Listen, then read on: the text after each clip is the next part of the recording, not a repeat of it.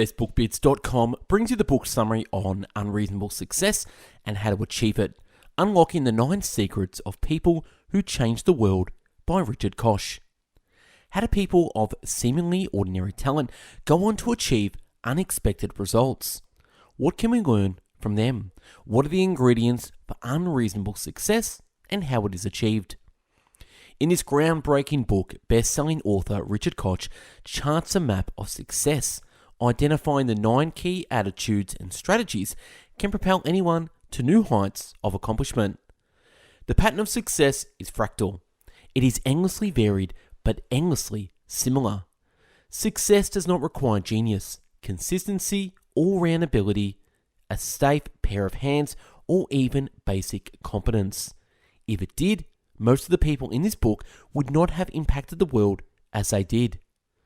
Who could have predicted that Nelson Mandela, a once obscure lawyer, could have averted disaster in South Africa, reconciling people of different heritages to each other and establishing a viable democracy? Or that Helena Rubinstein, a young woman growing up in the grotty ghetto of Krakow, could have changed the face of beauty throughout the world? Or that the illegitimate son of a notary would become one of the world's greatest painters, known universally by his first name, Leonardo. Successful people typically don't plan their success. Successful people typically don't plan their success. Instead, they develop a unique philosophy or attitude that works for them. They stumble across strategies which are shortcuts to success and latch onto them. Events hand them opportunities they could not have anticipated. Often, their peers with equal or greater talents fail when they succeed. It is too easy to attribute success to inherent, unstoppable genius. With this book, you can embark on a journey towards a new, unreasonably successful future. The importance of self-belief. Koch defines self-belief as defining self as special and important. I make comparisons here to self-worth. Koch suggests that self-belief has an element of destiny to it. I regard this as self-efficacy. In other words, the belief in oneself to bring about a result. Lastly, Koch mentions that self-belief will only flourish if it is tied to a specific goal. Why self-doubt actually supports self-belief. Koch mentioned the importance of self-doubt as a precursor to self-belief. Specifically, it forms a complementary relationship with self-belief when its origins are born from either abandonment, isolation, or neglect. Richard uses a case of Steve Jobs in the book as an example. Steve was adopted, thus adopting the above 3 traits in the formative parts of his life. His life mission was a sense of control. The hardware and software that Steve and Apple output were viewed as a natural expression of this control. This is evident by the closed nature of the hardware and operating system. How to build self-belief when you think you ain't got none. Koch refers to 3 specific chapters that will be summarized later. For now, here they are at a glance. Number 1, transformation. Number 2, significant achievement. And 3, definition of one's trail. Koch mentioned that self-belief can be born from hereditary, but usually from role models. He anecdotes that 2 of his mentors were mentors without really knowing about it. Interestingly, I can link this to the advice from Tony Robbins and basing your action on those people who have already walked the path. Having high expectations and their Olympian effect. The ceiling of your future is the most you can imagine and expect. Koch's second landmark is Olympian Expectations. He differentiates expectations from self-belief by suggesting that the former is results-driven, where the latter is more visionary. Personally, I think of bundling the 2 into self-efficacy. The belief that you can bring about a result, as alluded to in the self-belief section. Koch tested out 5 themes in his analysis of highly successful people. These include, number 1, setting higher expectations than the usual, intent. Number 2, thinking big and not getting caught up with the details, creativity. Number 3, be unreasonably demanding of self and of others, standards. And number 4, progressive escalation of expectations over time, reflection. And 5, expectations must be unique to the individual, autonomy. In the parenthesis, I've placed some values and practices that I think these markers touch upon. Koch made mention to the Pygmalion effect that was unearthed by researchers Robert Rostow and Lorian Jacobson. The study showed that teachers would subconsciously favor students, whom they were told to be smarter when explicitly told not to favor them. 2 IQ tests were issued to the students with a time period between the two. Researchers compared the results and showed that students who performed well on the first test improved their performance on the next test. For the others, half improved while half declined. The kicker is that the researchers deceived the students, as all the students scored around the same results on the first test. In other words, no achievers among that bunch. Fascinating.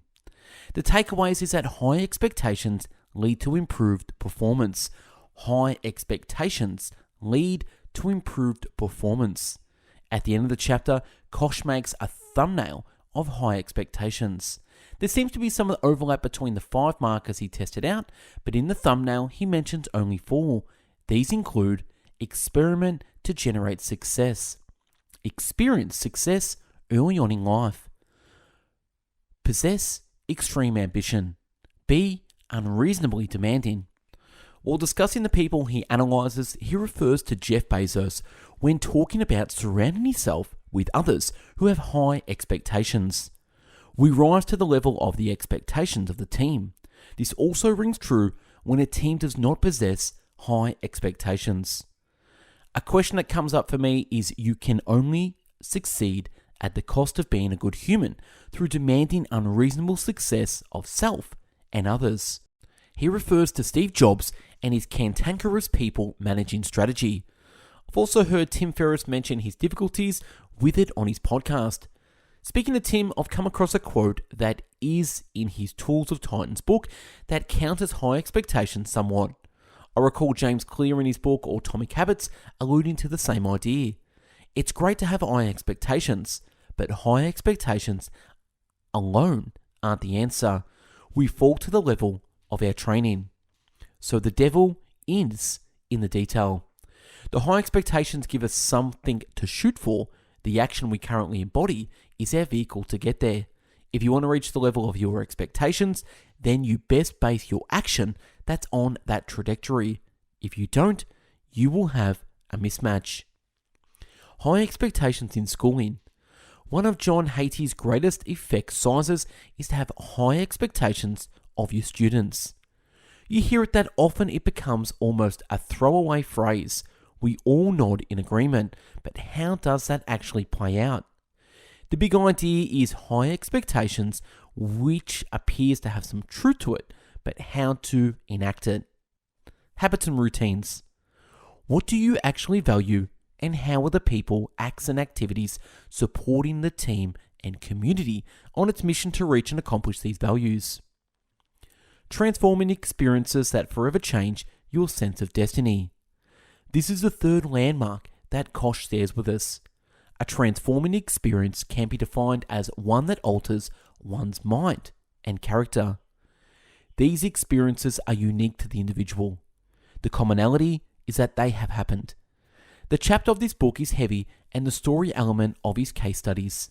The one that resonated most with me was J.K. Rowling's train delay.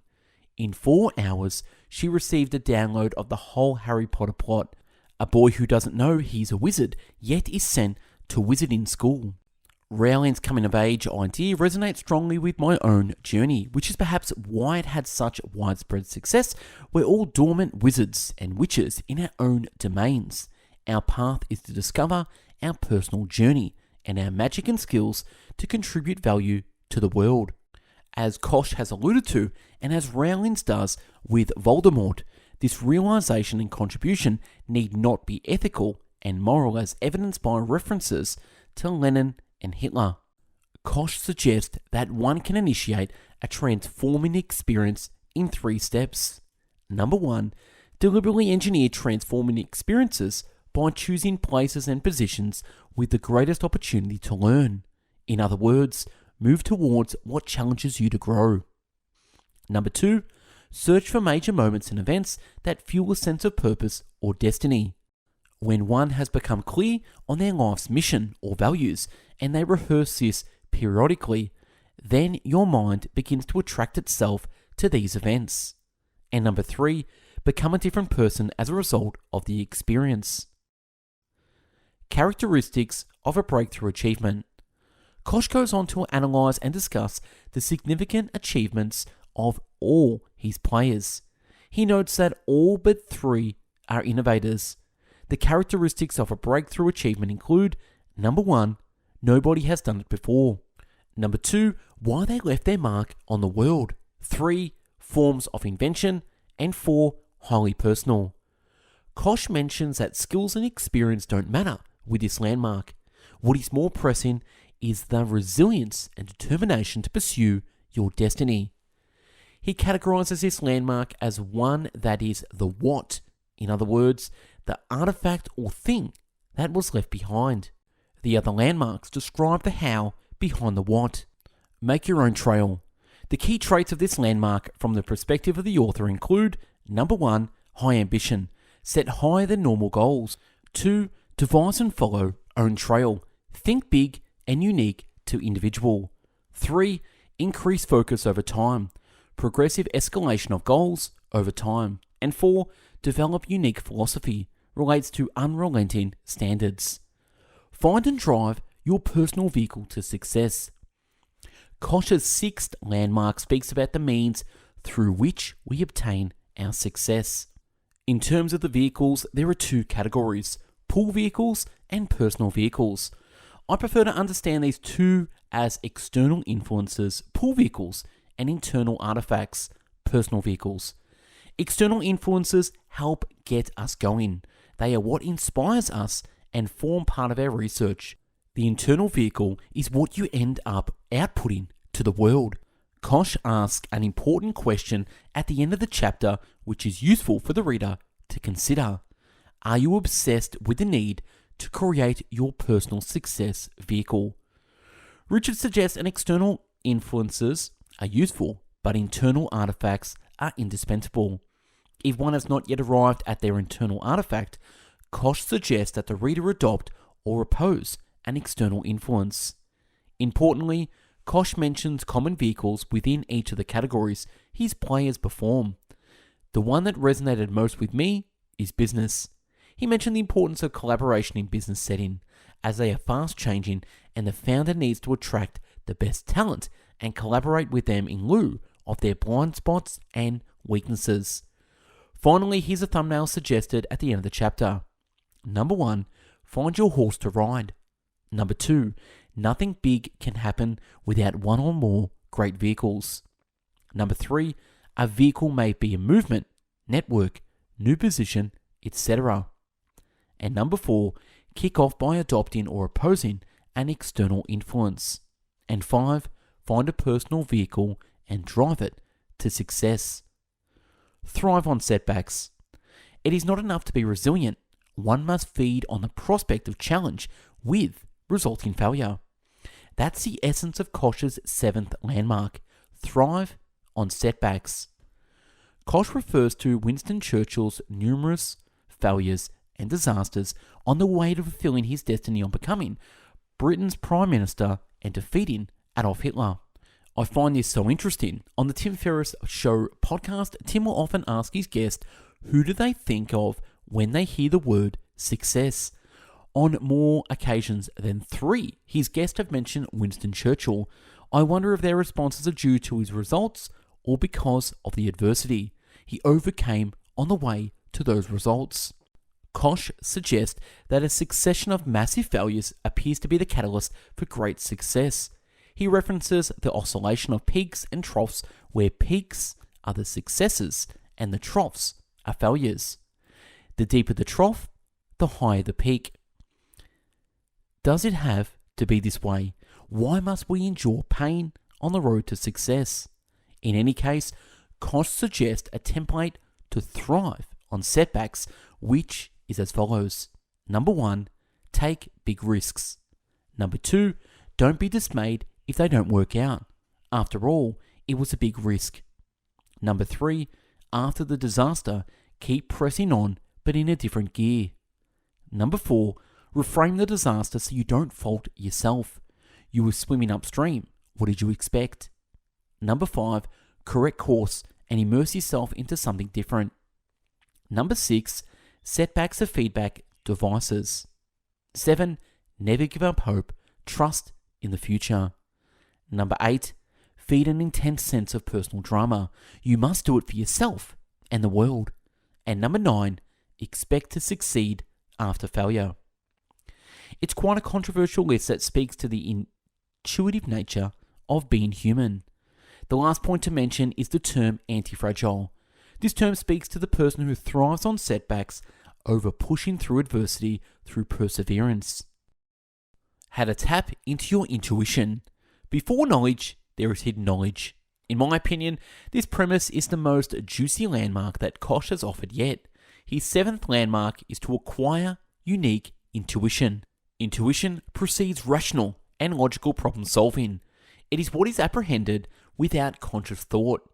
It can be thought of as a download or a radio broadcast. When it happens, you'd better be tuning into its frequency. Priming yourself so you are ready for this download isn't something Koch mentions, though it can be done. In a nutshell, it's about seeding your mind with focus so your reticular activating system, the RSA, begins to filter in opportunity from the world. Koch suggests that good intuition can only be a result of deep, intimate knowledge in a field, but that's not to say that you can't make leaps of knowledge without the experience. It's just that the likelihood of success isn't as great as when you possess deep knowledge. Here are some characteristics of intuition that Koch highlights. Important, this is groundbreaking, profundity, original and unproven, imaginative, simple, contradicts what experts say. Think Einstein and general relativity challenging Newtonian physics. It is born out of a deep knowledge base. You are an integral part of its process, the star of the show. Further, Koch mentions Churchill as an example of continuous intuition that is wrong. Interestingly, all these wrong experiences, some of which were dreadfully costly, led to Churchill's deep knowledge and the ultimate intuition of the need to defeat Hitler when everyone else never saw it that way. This seems to relate to the 4th landmark of breakthrough achievement. Keep knocking on the door and someone will answer.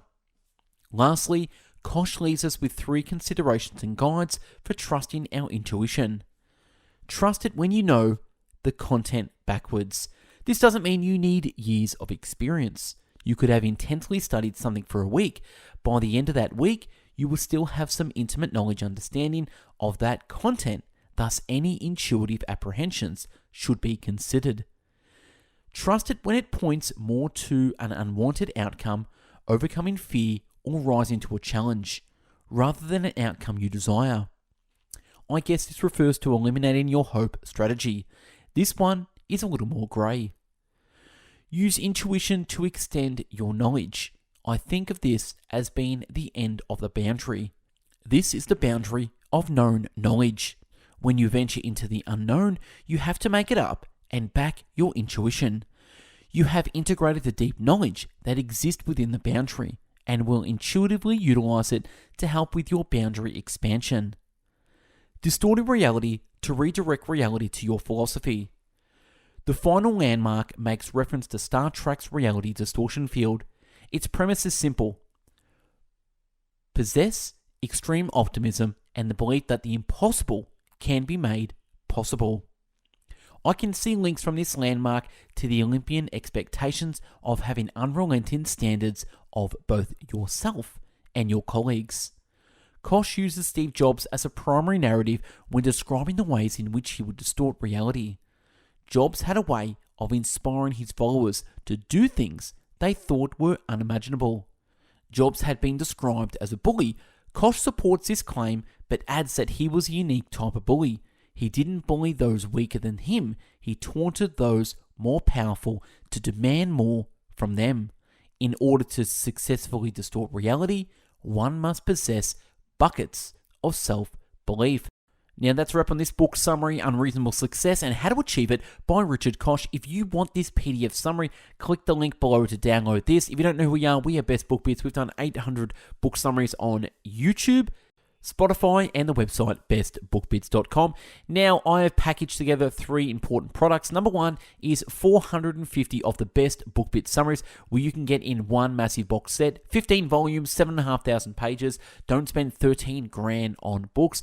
Get this download now. Click the link below. Now, if you want to do one-on-one coaching with myself, I do a intense 28-day coaching program. So click the link below to check that out too. And if you want to make your 2022 the best year ever, I have a course for you as well. So check that out in the show notes below. Thanks for watching and listening. Hope you got something from this. Unreasonable Success and How to Achieve It by Richard Koch. Go out there, have an amazing day. Take care. Bye-bye now.